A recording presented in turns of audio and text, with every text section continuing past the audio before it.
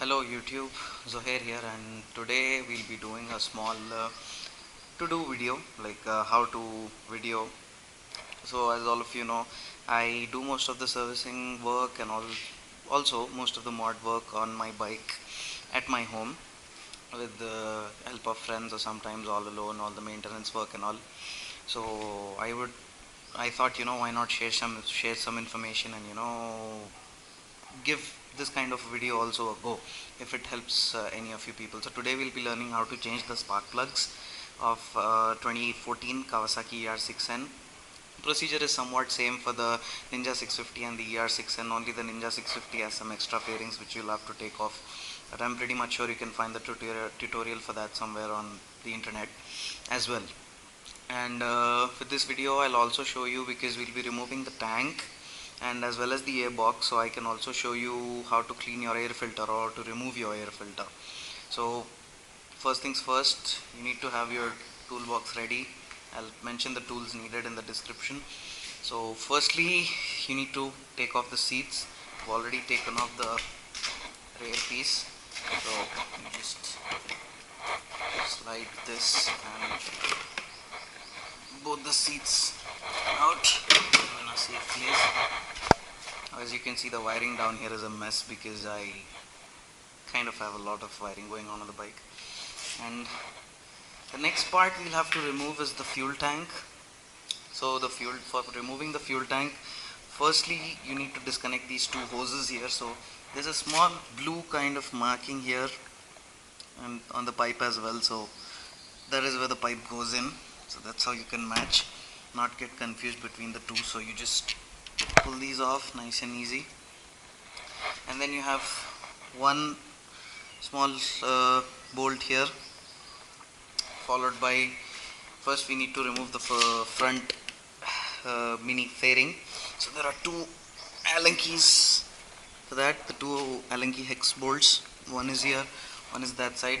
So we'll just go ahead. My Allen key, I think this is size 3, size 4 if I'm not mistaken, and proceed with removing this cover. So after removing the two bolts, all you need to do is just pull this thing up, and like this, one go, just comes off real easy. So there are these two clips, and again these two clips which sit into the tank, and you have these velcro strips. You just got to be a little bit gentle. You might want to keep this aside as well. And now you have two other bolts here. These are number 10 bolts and another number 10 bolt here. So once we remove these three, we'll be able to pull the tank off, and we'll have to disconnect the fuel line as well as the power cable for the fuel gauge. So as you can see, I use this, I don't exactly know what this is called, but it's very useful.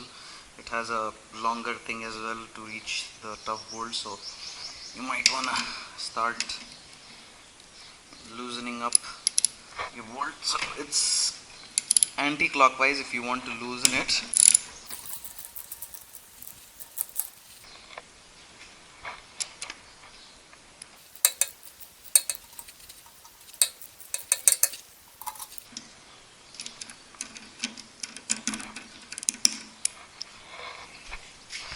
Alright, so after removing these three bolts, 1, 2 and 3, comes the tricky part. I suggest you have a friend or someone helping you with this, but now I do not have anybody, and also I've done this a couple of times, so I know. So you will just have to, lift the tank up. I don't know if you guys can properly see it. So when you lift the tank up, you see this is the fuel line. There is a red colored clip which you have to remove, and also there is a fuel gauge connector here inside. You will need a flathead screwdriver to pry off the clip. So let me just go ahead with that. So as you can see, this is the fuel line, and this is the sensor or power cable to show how much fuel you have left in your tank, and this is the clip which I was talking about. So basically it's in the complete down position. When it's inside, it goes all the way up to here. So you just lift it with your nail and you pry in a screwdriver here and just lift the top to disconnect both. So you will have to remove the tank and keep it somewhere safe. Put a towel underneath or try to put some paper towel on this so that you don't have fuel coming out. So after removing the tank, this is how the bike looks. Okay, keep the screwdriver away from the battery. And so this is the airbox. The next thing we're going to be removing, this is the ECU. So we'll have to just unscrew this clamp so that the wires are loose. Disconnect these 3 cables. They're pretty easy to remove. Just need to press down a little on them and just, that's how it goes. And also there are these 5 or 10 screws all around the box. So if you want to get to your air filter first, that is what you'll remove, but now we'll be trying to remove the whole box assembly in one go. So there's a different procedure for that. But before you do anything, make sure you put in some paper towel in your fuel line so that no muck and dirt goes in there, that it's safely snug, just like that. Okay, and even a piece of cloth will do. So after removing these connections and the whole ECU and all the wires, at the screws which I showed you, you take them off and the upper box comes out, this one. And as you can see, you have access to the air filter. There's a screw here which holds it tightly together, so you can remove it, get it cleaned or clean it yourself, whatever. So this is a Simota air filter which I use on my bike, and removing that makes the job of removing the airbox easier. So now for removing the airbox, I can't exactly show you this hole.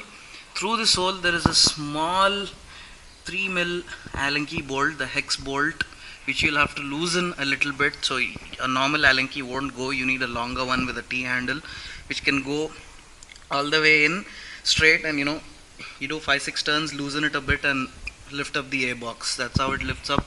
So I doubt you're able to see it. It is somewhere over there inside. I'll enclose a picture. So the delay was because I had to go fetch the long Allen key. Well, I needed the one with the T handle. The normal one wouldn't go that far in. So again, one more important tip, please keep all your tools ready before you start working on your vehicle. So I had to again do some modification to this T handle because it was not rotating, so I cut off the parts. I should have bought a much longer one, but then again, I'm careless that way. So you just take this, you can rotate it with your hand as well. It will just take like 4 or 5 turns, might be, for it to loosen up a bit. I think that should do the trick. And then you just try getting the airbox off. It's pretty easy after that, actually. As you can see, it just snaps out.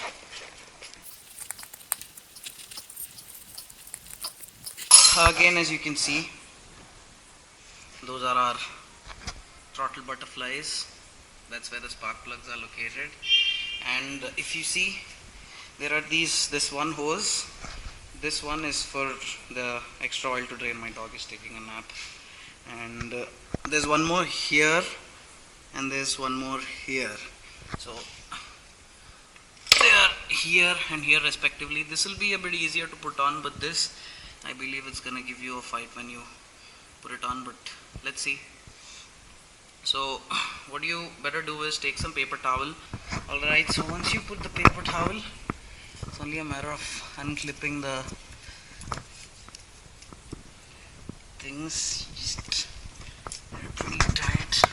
So you just press hold of these clips and you just pull them off like that. I can't do it with one hand, so that's it. Once you remove these 2 wires from your coil packs, it's just a matter of pulling your coil packs out. Now they're gonna come out with a bit of force. So again, I can't do it with one hand. So once your coil packs are removed, it's basically after you pull them out hard, you just get hold of this. It's a classic spark plug remover.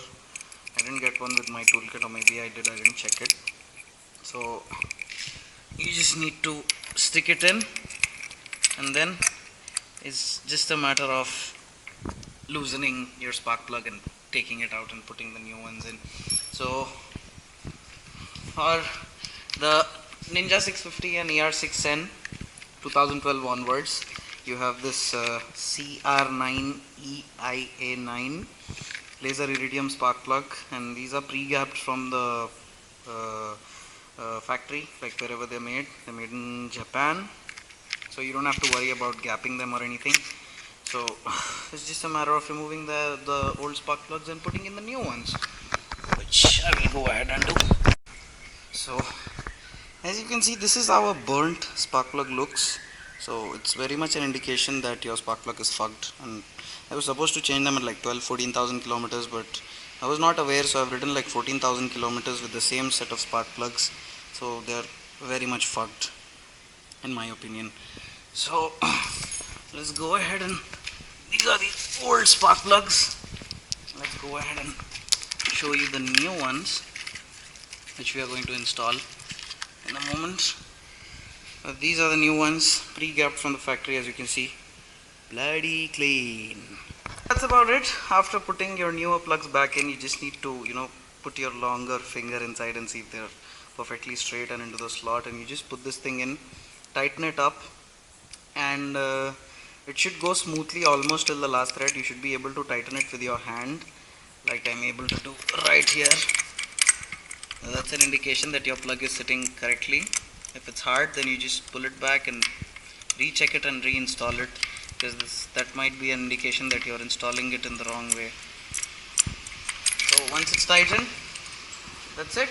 It's just a matter of putting back your airbox, air filter, closing it up, and putting the rest of the bike together. So I will list out the tools you need in the description, along with the step-by-step written procedure as well. Now the only tricky part while reinstalling it is this hose, as it's quite below, so it's gonna give you a hard time. You have to be prepared with that, and better off please write down whatever you're removing if you don't have such a good memory, because there might be a good chance that you forget reinstalling some of the important things in the right places, like the connectors.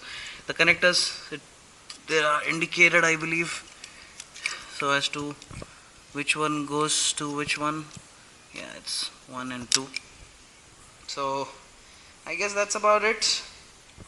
So see you.